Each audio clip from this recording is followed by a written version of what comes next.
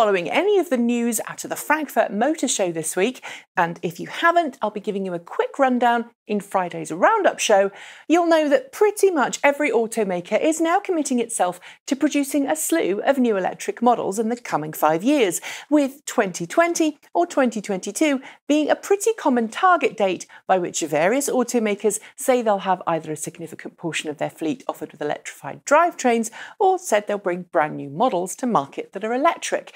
To be fair, most of the new cars we're seeing in Frankfurt this week are concept cars, ranging from the mini electric concept car to the brand new 500-mile Audi autonomous sedan concept, and of course Honda's retro-styled urban EV concept, to name just 3.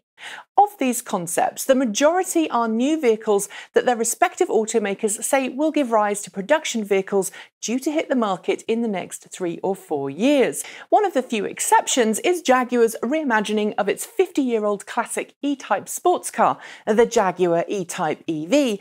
But given it was begging to be done, and it comes at a time when Jaguar is firmly setting its sights on production electric vehicles in the form of the Jaguar I-Pace, I think even this retro conversion shows how seriously electric cars are now being taken by mainstream automakers.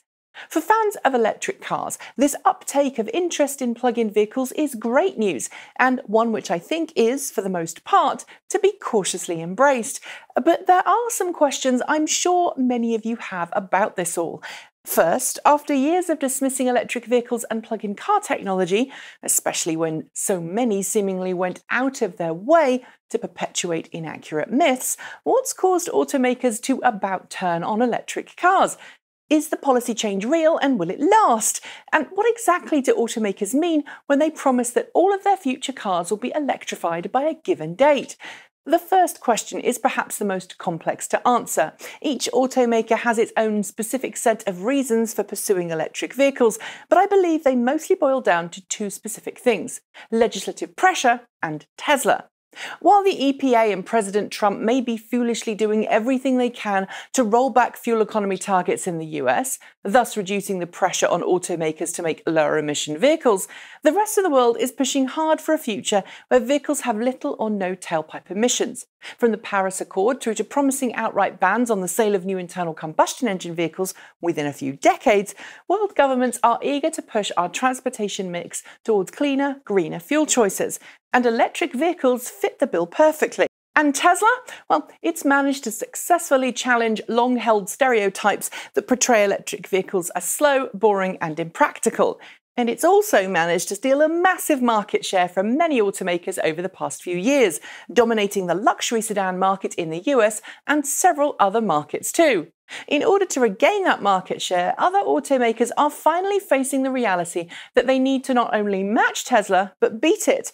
And while some would say that's an impossibility, the majority of automakers are at least going to try. In a lesser way too, the Renault-Nissan alliance has spurred rival automakers along as well, thanks to their dominance of the mid-priced electric car segment. But it's probably fair to say that Tesla has played the biggest part. And to put it simply, it makes good business sense to do the thing that's going to get you more customers, i.e. make EVs. Next up, is it real and will it last? Well, there's a big difference between a concept car and a production vehicle that you can buy, and no amount of fancy concept car fun should convince you an automaker is serious about electric cars. Volkswagen, I'm looking at you. Essentially on this one, only time will tell, and until cars actually enter production and become easily available at dealerships, you shouldn't get too excited. That last part is important too. Electric car models need to be sold across an entire country, not at select dealerships as compliance cars, before we can count the automaker as being serious. Right now, the intent seems real, and we'll have to wait for those cars to hit the market to know if automakers are serious or not. As to will it last? Well, it'll last as long as the influences I outlined earlier in this video remain in place, and it makes good business sense for automakers to produce plug-in cars. But there's one little fly in the ointment in that final question. What does it really mean when automakers promise an electrified lineup? Electrified is a term you'll hear automakers use rather than electric to cover a wider range of vehicles with traction electric motors in them.